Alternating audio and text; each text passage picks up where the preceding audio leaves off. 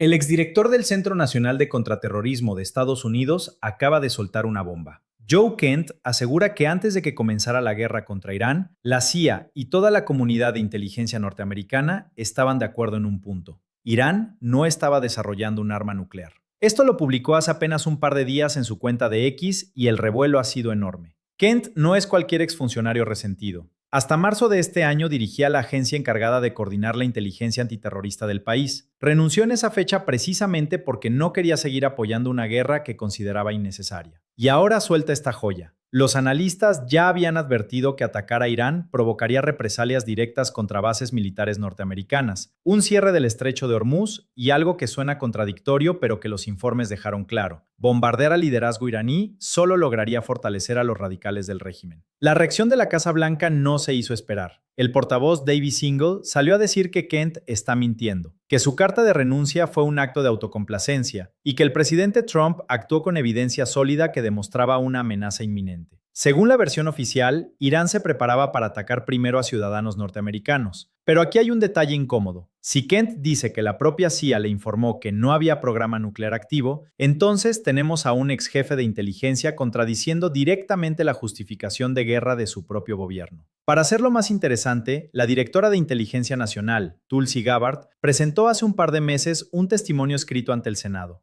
Ahí decía algo que casi nadie difundió. Después de la operación Midnight Hammer de junio del año pasado, el programa de enriquecimiento nuclear iraní quedó completamente destruido y no hubo intentos posteriores de reconstruirlo. Pero cuando Gabbard declaró frente a las cámaras, omitió leer esa parte. El senador Mark Warner le preguntó por qué y ella contestó que no le alcanzó el tiempo. No negó la evaluación, solo dijo que no la leyó. Eso no es un lapsus, eso es esconder información clave. Y las filtraciones a la prensa no mejoran el panorama para la administración. The Washington Post publicó hace unos días evaluaciones clasificadas que muestran que Irán conserva cerca del 70% de sus misiles y lanzadores de antes de la guerra. También mantiene miles de drones de ataque que pueden fabricarse en almacenes pequeños y difíciles de rastrear. Eso no es un enemigo derrotado. Trump había dicho en abril que los iraníes tenían apenas un 18 o 19% de su capacidad original. La diferencia entre un 70% y un 19% no es un margen de error, es una mentira monumental. Entonces aparece la pregunta del millón. Si los analistas de la CIA decían que Irán no era una amenaza nuclear inminente, ¿por qué demonios se fue a la guerra? Kent es brutalmente directo. La narrativa y la agenda de un gobierno extranjero, Israel, ganó el argumento y nos forzó a este conflicto. Lo escribió sin rodeos. En su carta de renuncia de marzo fue aún más lejos, al decir que el poderoso lobby israelí en Washington presionó hasta lograr el bombardeo. La Liga Antidifamación ya lo acusó de antisemitismo por esos comentarios, pero ese mismo argumento lo usaron contra los académicos Mearsheimer y Walt cuando publicaron su libro sobre el lobby israelí y la guerra de Irak. Cada vez que alguien señala presión política de un lobby extranjero, aparece la misma cortina de humo. Mientras tanto, el general retirado Keith Kellogg anda proponiendo en Fox News tomar la isla de Hark, instalar un gobierno provisional y seguir degradando al régimen. Suena muy bonito desde un estudio de televisión. El problema es que sobre el terreno, los informes de inteligencia advertían exactamente lo contrario. Atacar al liderazgo fortalecería a los radicales. Y miren dónde estamos. Irán no ha colapsado. El estrecho de Hormuz sigue siendo un punto de fricción y las bases norteamericanas en la región viven en alerta permanente. Los analistas le atinaron de lleno. Esto no es nuevo. En 2003 nos vendieron la guerra de Irak con el cuento de las armas de destrucción masiva que nunca aparecieron. Ahora resulta que antes de bombardear Irán, la CIA ya había dicho que no había programa nuclear activo. Y aún así se hizo la guerra. La única diferencia es que ahora tenemos a un exdirector de inteligencia dispuesto a hablar. Kent pidió que se investigue cómo ocurrió esta presión para que nunca volvamos a caer en lo mismo. Pero viendo el historial, uno duda mucho que alguien en Washington tenga verdadero interés en aprender la lección.